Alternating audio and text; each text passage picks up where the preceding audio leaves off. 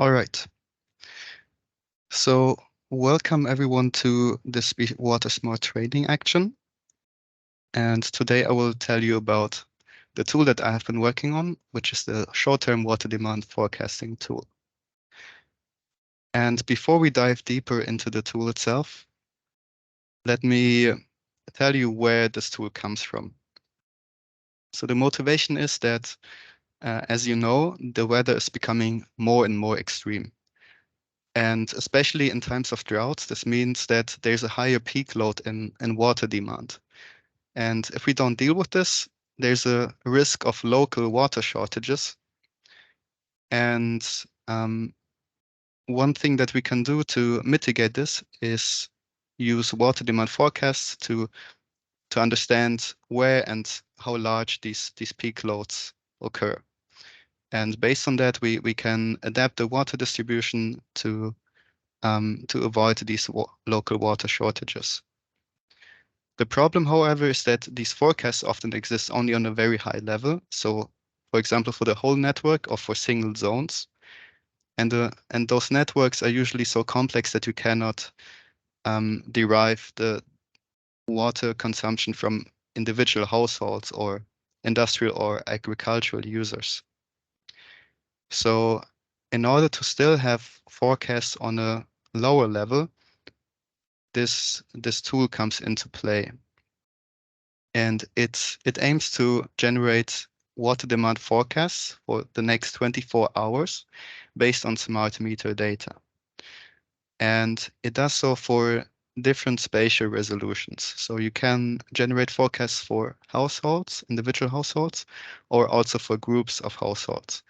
Although this depends on the resolution, how finely you have installed the smart meters, if you have installed them for households or for whole zones.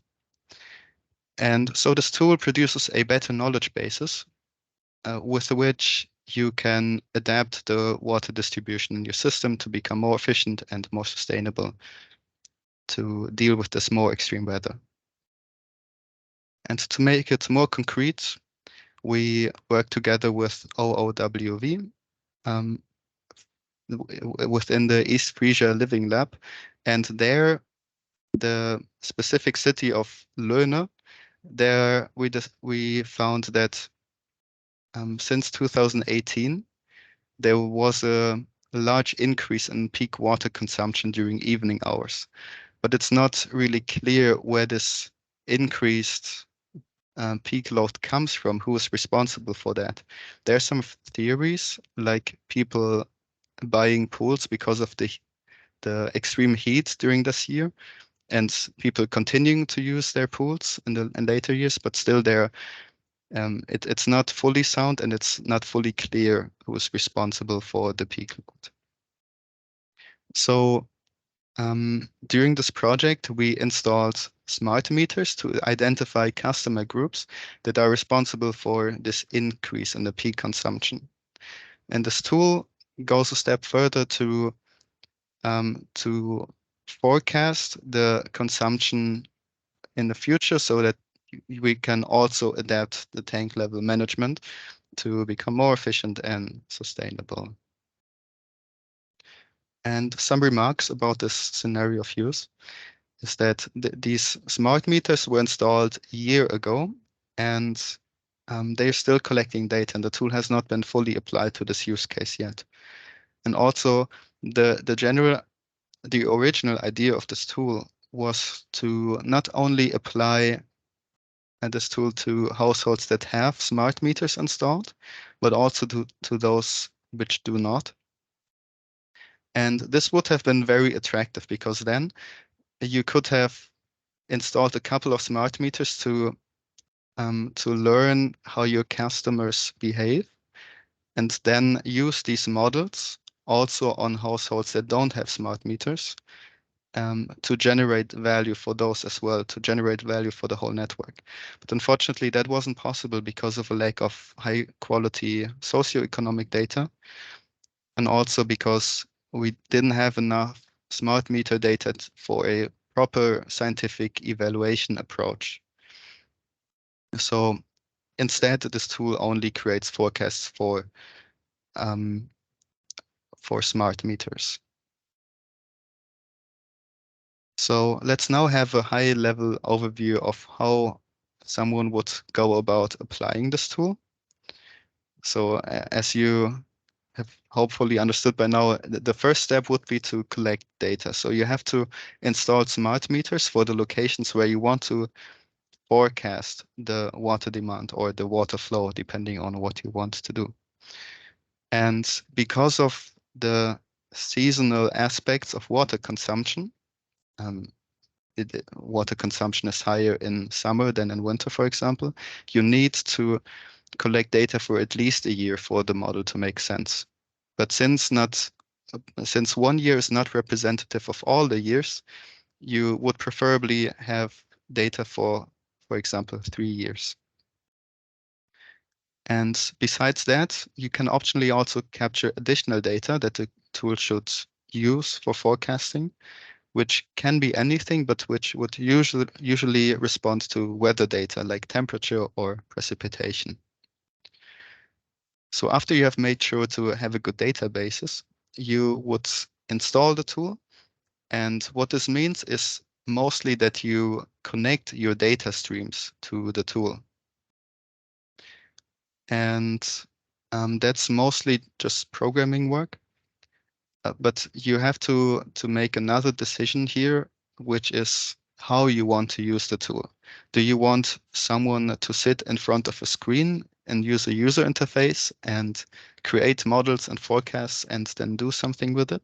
Or do you want to automatically, do you want to automate this process that forecasts are generated automatically and further processed automatically? Because for that, you wouldn't need a user interface. And the tool is built in a way that you don't necessarily need the user interface, but you can use the one that we provide you with.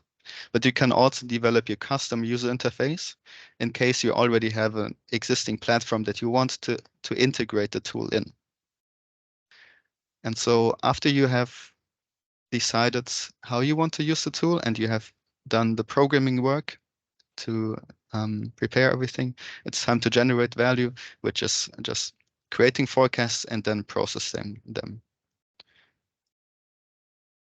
And now let's dive deeper into how the forecasts are generated. So in general, we use machine learning here, which means which re responds to algorithms that learn to solve a task from past experience. And this past experience, it's encoded in data.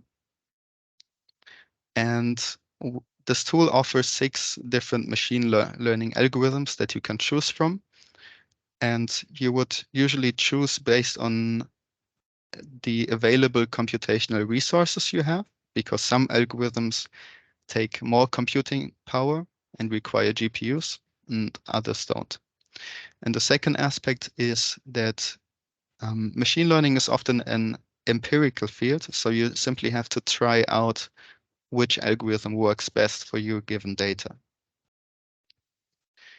And we chose the 6 algorithms such that they cover 3 different fields. The first one and the simplest one is our statistical algorithms like ARIMA or triple exponential smoothing or Profit. And those are very efficient in terms of computation. So they are very fast to train these models. And they are effective for data that have strong seasonal trends, which is also the case for water consumption. But if there's a lot going on in your network, you might want a stronger algorithm, one that, for example, is based on deep learning and neural networks. In that case, we have 2 algorithms, one called NBEATS and one called temporal fusion transformer, which are basically state of the art in this field. For example, the temporal fusion transformer, as the name suggests, is based on the transformer architecture, which is also an important component of many of the AI tools that arose in recent years, like, for example, ChatGPT. And these algorithms, they have the highest potential to learn complex patterns, but they are also quite inefficient, and so they require a lot of computation and computing power. And the middle way here would be to use a more classical machine learning algorithm like XGBoost, which is both efficient in computation time and also still very complex and powerful. And this will be the most suitable algorithm for most use cases.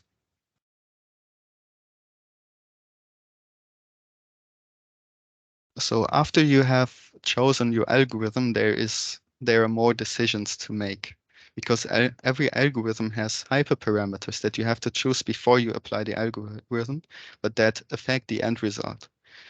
And well, the problem is that the user usually does not know what the hyperparameters do and doesn't know how to choose them. And it's also very common that you have to choose them empirically. So you have to try out many different combinations of the parameters and see what works best. So because of that, mm, the best way here is to let the tool itself find the best hyperparameters. But because of how many combinations there are, it cannot just test all of them. So we need another algorithm on top of this machine learning algorithm that we already chose to choose the right hyperparameters. And for this, we use something called Bayesian optimization and hyperband, which is state of the art for this task. And it's both very efficient and effective, given the computational budget that you give him. And to explain how this works, let's try an analogy. So imagine you're a cook and you have a kitchen full of ingredients. And these ingredients, they correspond to your hyperparameters. You can mix them however you want um, to create new dishes. So you combine ingredients to create dishes, just like you can combine hyperparameters um, to specific models. And the goal here is to find the most delicious dish. And so let's say we as a cook, we select 8 recipes based on an educated guess from experience, what works best. And then these 8 recipes enter a competition to find the best of those. And how we would do this is that we won't cook every recipe. We won't put the full effort into each of the recipes, but only 1/8 of the effort. And so, of course, none of the dishes rises to its full potential, but it doesn't have to. We just get an idea of where this could possibly lead to. And after we cooked these low effort dishes, we eliminate half of them and keep the best half. And then we basically do the same again, but we double the effort that we put into these dishes. So on each of them, we spend 1/4 of the time that we would usually spend on a dish. And this we repeat again until only one dish remains.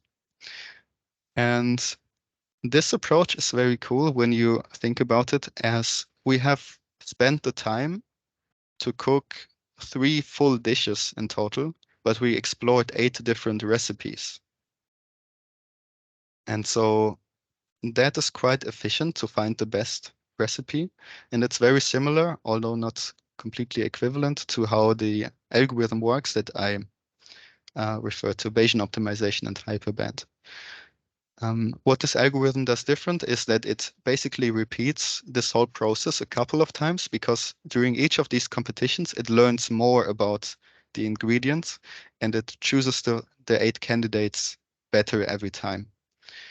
And this way, it finds the parameters very effectively and efficiently.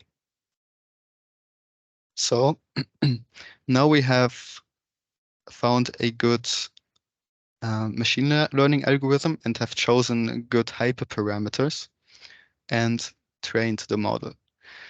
So how do we know whether this model is good or not? So for this, actually, we train the model 2 times on different data. First, we split our full data in 2 parts. We'd use 70% of it as training data and the remaining 30% as evaluation data.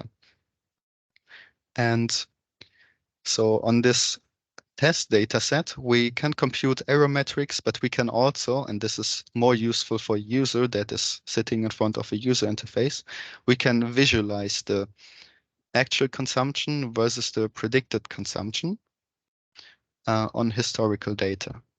So that is how we can assess whether this whole model makes sense or if it does not.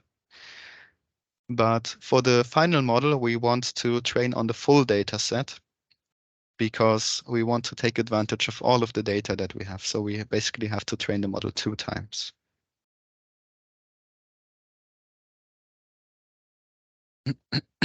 Let's talk more about the spatial resolution that we can achieve with the tool. So the smallest spatial resolution that we can have is we can have can have a forecast per smart meter that we have installed.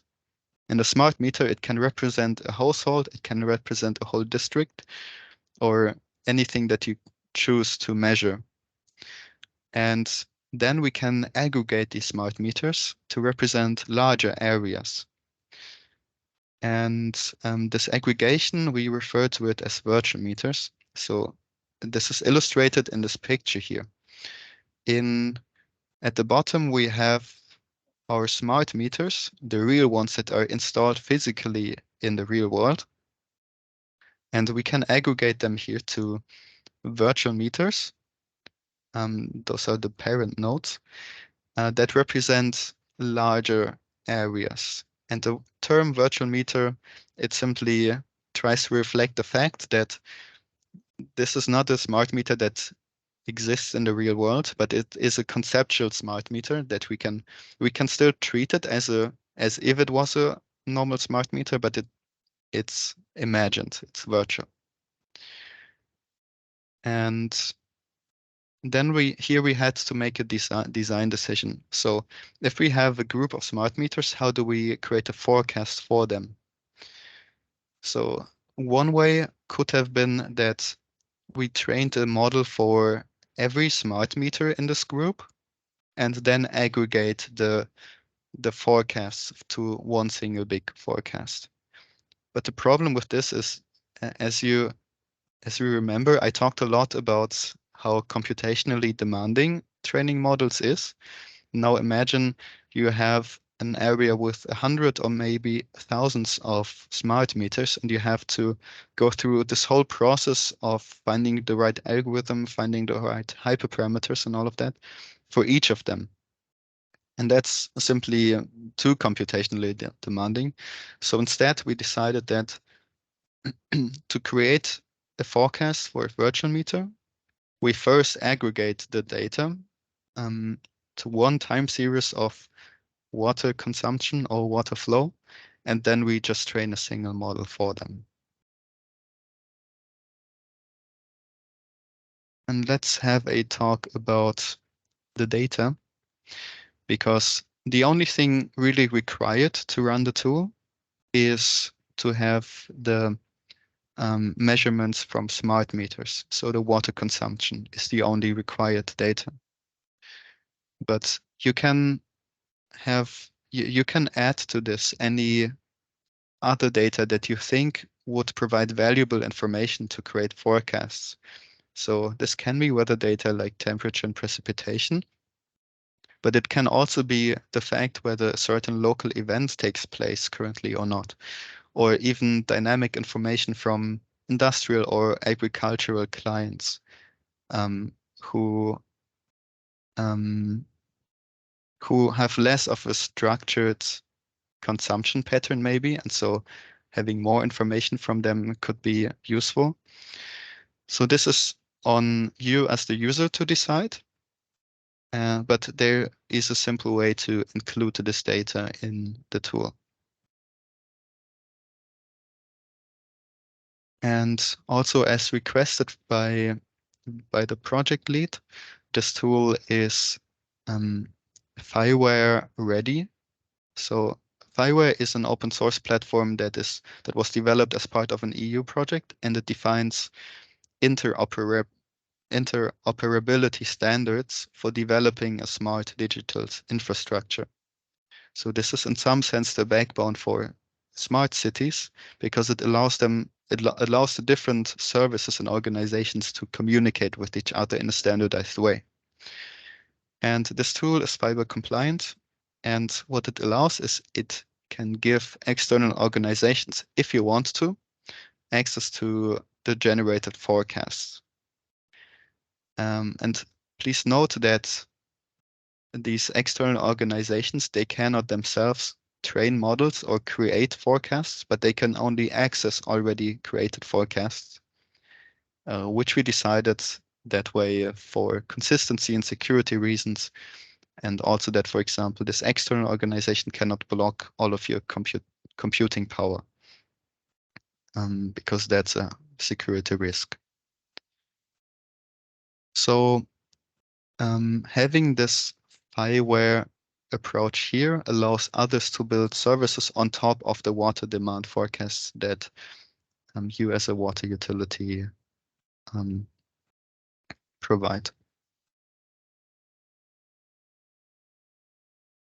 And as a last slide here, you can see the overall architecture of the tool. And there's a color coding here. So in blue, you have the parts that the tool itself provides. So we have the core tool here, which is basically the backend where the models are trained and the forecasts are generated. You have a database here, and you have the Fireware component here that defines the communication interface to other apps. And then we have a yellow color, which refers to those components that the organization that applies the tool has to implement themselves. So here on the left, we have the front end, which is half blue, half yellow, because we offer a user interface, a minimal user interface that is usable, but also the organization can implement their own custom user interface if they already have an existing platform. And then we have these two blocks, yellow blocks at the top, which define the interfaces for how data is communicated. So we have the measurement agent here, which is the required part. So the organization has to make sure how the consumption data is written into the database. And then we have a more general interface here, which is called the weather agent, but which really refers to which is responsible for providing any additional data. And here you can provide the weather data or anything else. And down here in a lighter blue, you can see the external app that can communicate with our tool through this Fireware component. So I hope this made sense to you. And to make it a bit more concrete, I would like to show you the minimal user interface that we developed so you can get a better idea of the tool.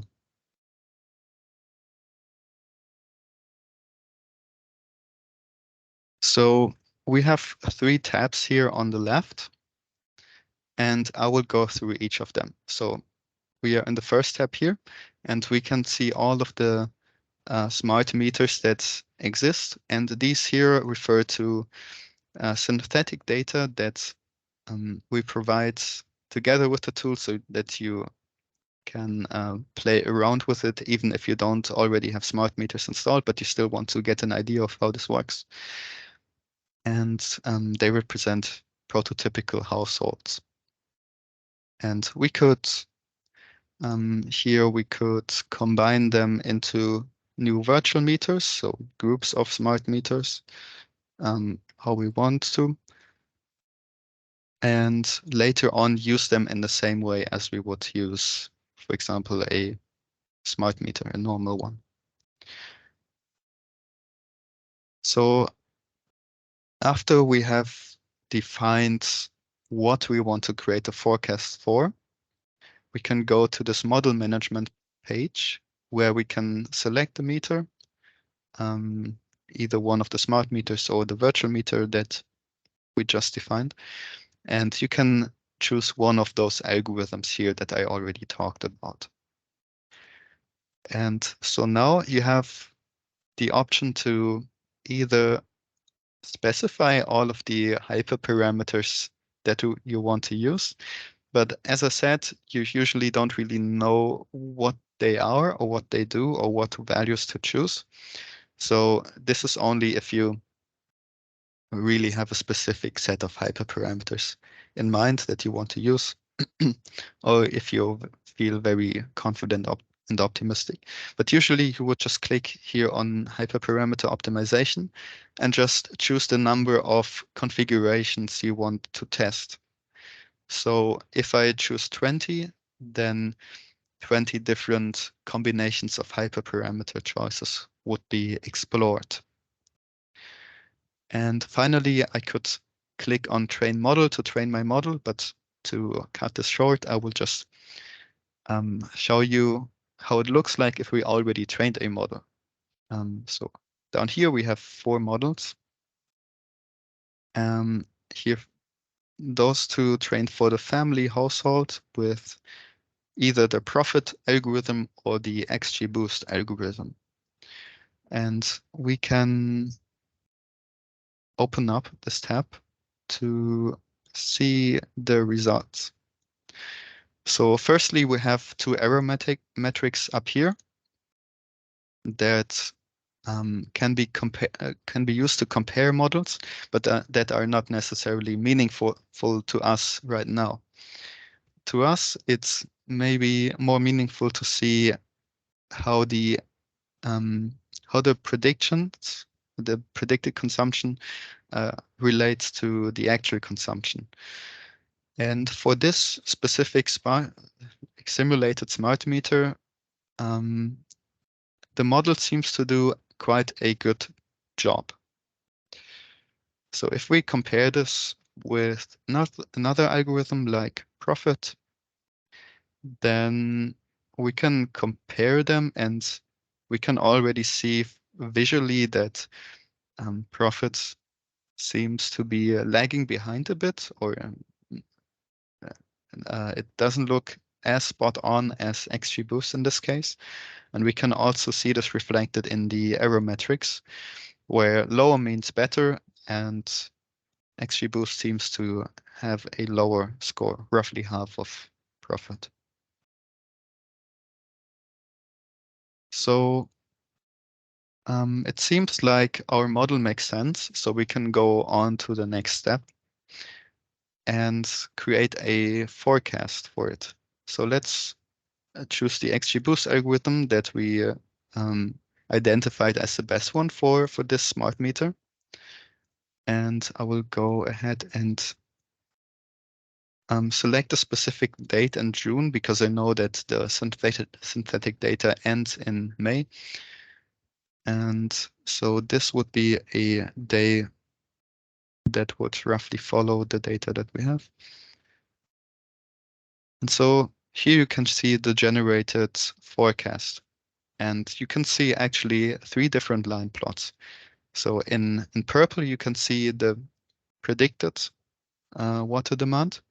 And then also to provide some context, to understand if this makes sense, you also have visualized the historical consumption on the same day last month, so 4 weeks ago, and last week, so 1 week ago.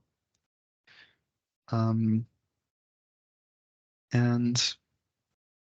Yeah, you can also see the exact values down here and export the values and do with it whatever you want to. But of course, um, if you have hundreds or thousands of such meters, maybe you want a more automated approach to processing this data, these forecasts. And so you would do this more programmatically. So I have shown you the interface here, but but I want to show you the REST API too. And this may not make sense to all of those, and it does not have to because it's more of a developer topic. But what I want to mention here is that the backend has a documentation, as you can see here, on how to create virtual meters, how to get more infos about the algorithms, what hyperparameters need to be specified, etc. And also to create, train, and delete models or create forecasts. And all of this is thoroughly documented here. And if you use a tool like Postman, for example, that lets you simulate the perspective of, let's say, a machine that uses this API, we could also we could do the exact same actions that I have shown you in the user interface, but do so programmatically here.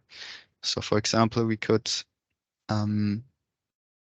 send a request to get information about the algorithms that are available and what the estimated training time is based on previous trainings, what parameters exist and need to be specified, what kind of values they can take on, etc. We could also train a model. We can also get the same forecast that I created in the user interface. We can also create here and receive this data that we can then process in some other part of the water utility operations. And then also notably, as I have shown you here, there is this fireware interface here. So actually, uh, we we cannot just create get forecasts from the tool itself, but also from fireware if we were an external app. So in that case, the address that we would send the request to would change a little bit. But basically, if I make a request to this fireware component, I get the same data back in a slightly different format, but all of this is possible. Yes, so I hope all of this was not too complicated and you could learn something here. And if there are any questions, then this would be the perfect time to pose them.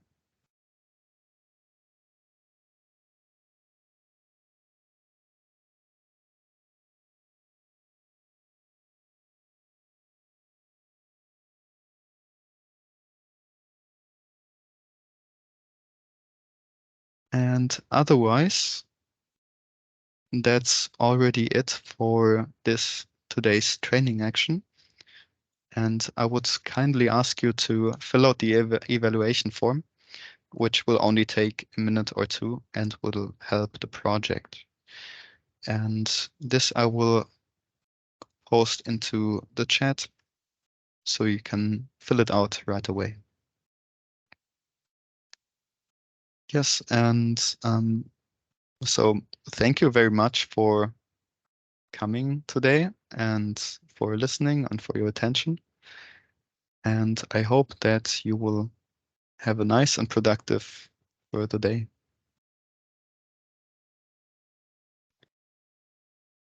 Thank you very much, Marcel. It was indeed great. And if I may have a very quick comment that even though I'm not engaged, I mean, in smart metering org and all of this stuff, it was everything was very well explained and in a way that it could be comprehended and understood by anyone. I mean, without being experts. Of course, I didn't get the details of an app and how to configure it, but everything was very clear. And thank you very much for this and for preparing this event.